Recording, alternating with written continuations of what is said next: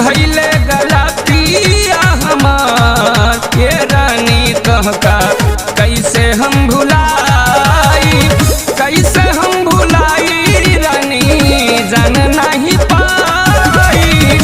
फाटल करे जावा हमार ए रानी तोहका कैसे हम भुलाई।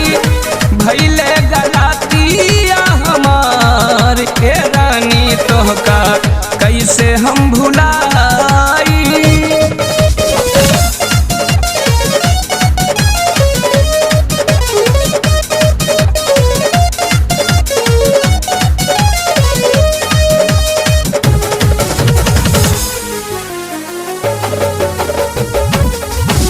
जिंदगी में अइलू हमरे प्यार लुटैलू, दूसरा के चक्कर में हमका भुलैलू।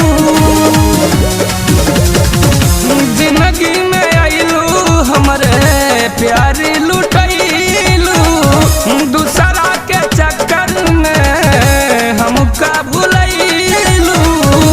आवे याद रात दिनवा हे रानी तोहका कैसे हम भुलाई। भइले गलतिया हमार हे रानी तोहका कैसे हम भुलाई। फाटल करे जावा हमार हे रानी तोहका कैसे हम भुलाई।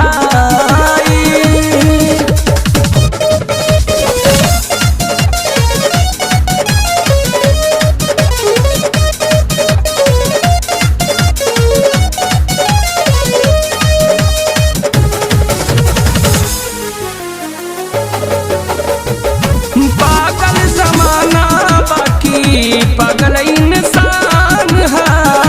अमित संग दोस्त कमला शंकर हैरान है।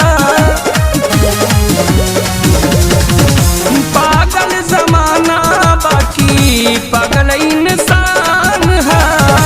अमित संग दोस्त कमला शंकर हैरान है। राम बालक समझे नहीं बतिया है रानी तोहका कैसे हम भुलाई। भइले गलतिया हमार